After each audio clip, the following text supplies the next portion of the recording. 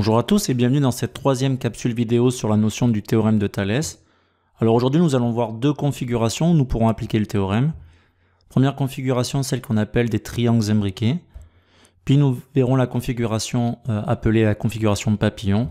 Et nous terminerons par l'énoncé du fameux théorème de Thalès. Allez, commençons par voir la première configuration. Donc nous avons ici un triangle ABC. Nous construisons une droite parallèle à l'un des côtés du triangle, ici le côté BC. Nous obtenons deux points d'intersection avec le triangle que nous nommons M et N. Ainsi, nous formons deux triangles imbriqués ayant un sommet commun, ici le sommet A. L'angle de sommet A est commun aux deux triangles, au triangle AMN et au triangle ABC. C'est donc un couple d'angles égaux dans ces deux triangles. Puis si nous étudions les angles de sommet M et B, ces angles-là sont des angles correspondants, donc c'est une position d'angle que vous avez vu en classe de 5e, et ils sont formés par des droites parallèles. Petit rappel, en 5e, on dit que lorsque deux angles correspondants sont formés par deux droites parallèles, alors ils sont de même mesure. Nous pouvons donc affirmer que l'angle AMN et ABC sont de même mesure. De même, les angles de sommet N et de sommet C sont également correspondants et formés par deux droites parallèles, ils sont donc de même mesure. De ce fait, les triangles AMN et ABC sont des triangles semblables. Et donc s'ils sont semblables, cela veut dire que les côtés homologues sont proportionnels. Alors nous allons écrire l'égalité des rapports des côtés homologues. Alors pour identifier les côtés homologues ici, nous voyons que ce sont les côtés qui sont adjacents à deux angles de même mesure. Donc là le côté AM et le côté AB sont adjacents à deux angles de même mesure. Nous faisons le rapport de ces côtés, en veillant bien à mettre au numérateur, ici c'est un choix, de mettre le plus petit côté au numérateur et le plus grand côté au dénominateur. Nous faisons de même pour le deuxième rapport avec donc les côtés homologues AN et AC, et pour le troisième rapport avec le côté MN et BC. Du fait de la proportionnalité, nous affirmons que ces rapports sont égaux.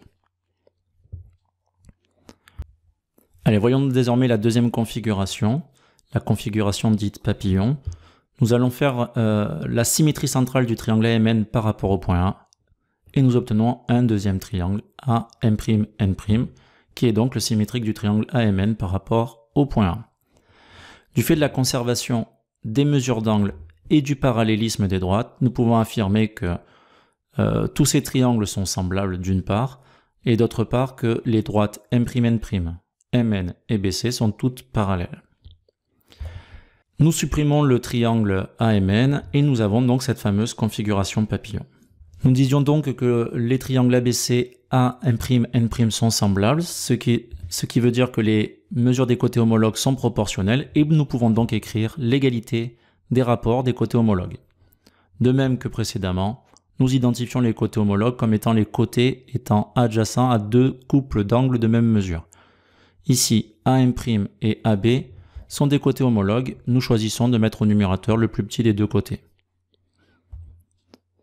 Nous trouvons un deuxième couple de côtés homologues, ici A'N' et AC. Nous plaçons A'N' le plus petit au numérateur. Et enfin le troisième couple de côtés homologues, M'N' sur BC. Nous avons donc égalité de ces trois rapports puisque les côtés homologues, encore une fois, sont proportionnels. Allez, passons désormais à l'énoncé du théorème de Thalès. Alors comme tout théorème ou comme toute propriété, pour pouvoir l'utiliser, nous devons vérifier les données. Première hypothèse à vérifier, que nous soyons en présence de deux droites séquentes. Ici, les droites BM et CN sont séquentes au point A. Deuxième hypothèse à vérifier, c'est que nous soyons en présence de deux droites parallèles. Ici, ce sont les droites MN et BC.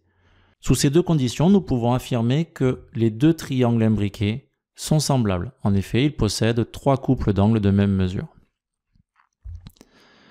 Donc, si ces deux hypothèses sont vérifiées, nous pourrons utiliser le théorème de Thalès qui dit la chose suivante. Si deux droites séquentes sont coupées par deux autres droites parallèles, alors les triangles ainsi formés sont semblables. Et de ce fait, nous pourrons conclure qu'il y a une égalité entre des rapports de longueur, les rapports des côtés homologues. Alors, pour ne pas se tromper dans l'écriture des rapports des côtés homologues, je vous conseille de faire ceci. Sur les deux premiers rapports, que ce soit au numérateur ou au dénominateur, vous placez la lettre correspondant au point d'intersection des deux droites. Ici, le point A. Ensuite, vous choisissez l'une des deux droites séquentes. Ici, j'ai choisi la droite BM. Et nous plaçons la première lettre M au numérateur, la deuxième lettre B au dénominateur.